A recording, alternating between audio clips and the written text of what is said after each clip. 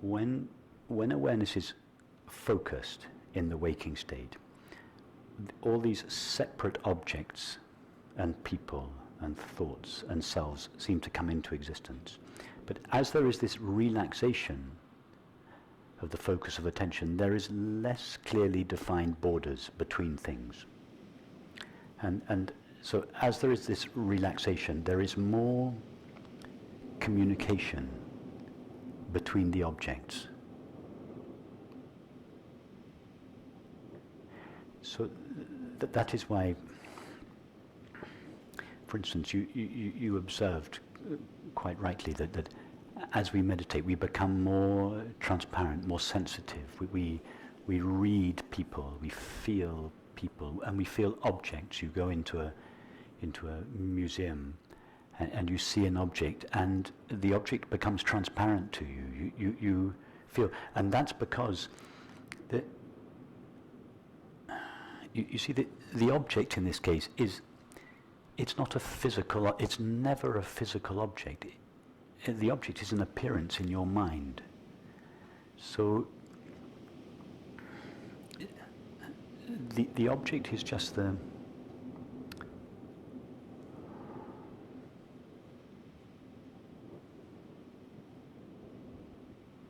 it's difficult to describe this.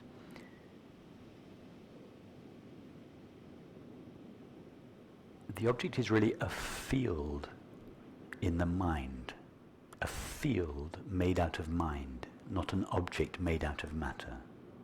So when you experience the object, you're really experiencing the field. And there's much less separation between minds than there is between bodies. So that's why, for instance, as this relaxation of awareness takes place, at some stage we go even out of the dream state, and we enter what from the point of view of psychology is called the collective unconscious. The collective unconscious is that field of experience that is appearing in consciousness that has not yet become the unique property of any individual mind. So it is shared. All beings have access to it. So the mind is like a narrowing of that field. And it's only when the mind comes into the waking state that it seems to be my mind separate from your mind. But actually, as there is a relaxation of the mind, the distinction between minds gets blurred. And we know this even in the waking state. People experience knowing one another's thoughts, so that there can be synchronistic events are in fact the collective unconscious breaking through into the waking state. But actually when awareness is almost completely defocused, in other words, it hasn't crystallized into the finite mind, the contents of awareness they take place outside the finite mind. The finite mind is just a slither, a small segment of what is in consciousness. So when there is this relaxation of the finite mind, we become sensitive and open to a field of the mind that is much larger than our own finite mind. And that can take place with another person or with an object. So the field, the Ming vase that we were talking about, or a work of art, or a piece of music, you feel deeply connected. You could even have this feeling sometimes that I made that. I taste, I know what it's made of.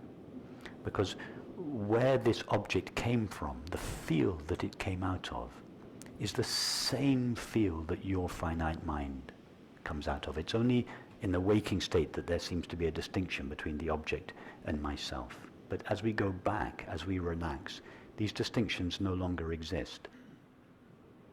And in this, what is called in psychology, the collective unconsciousness it's not unconscious. It is just that it is excluded from the waking state mind, which focuses so directly on objects. The unconscious is not unconscious, it is in consciousness, but outside the limited finite mind. I don't know if I've described that clearly. It's difficult to describe it. I think so. Very good. You describe it very clearly. And I believe that Meng Vaz, for instance, just no, I can't describe it. There comes something that does it transgress or just makes a bridge, let's say, just bridges time and space. That's exactly right. It's exactly right. And this is the way an artist works. An artist brings into the field of the waking state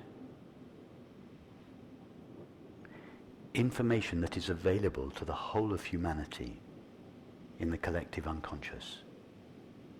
But in order to manifest as an object or as knowledge, it has to come through a finite mind. So an artist will create a piece of writing or a vase or a piece of music. But the content, what they have made available for humanity, knowledge which is universal, it belongs to everyone, which means it belongs to consciousness. But in order to be manifest, it had to come through a particular mind. So what is called an artist is simply one whose body-mind is just the right shape for this aspect of consciousness to manifest. And in manifesting that object, the artist, who is really just a channel, the artist makes available for humanity knowledge that everyone knows but has forgotten. And when we see a work of art, that's why great works of art, that they are recognized universally. As you say, that they're nothing to do with the time, although they may be clothed in the time and space in which they were created, they transcend that. They speak across generations, across borders, because they are putting into form something that is shared by everybody, and they give everybody access to what is in the depths of their own consciousness. They make a portal. They're like a portal, exactly, exactly. And when we go into a museum and look at a piece, we are being given access to the depths of our being. We're not looking at objects. The objects are a portal, and as you say, if you meditate a lot,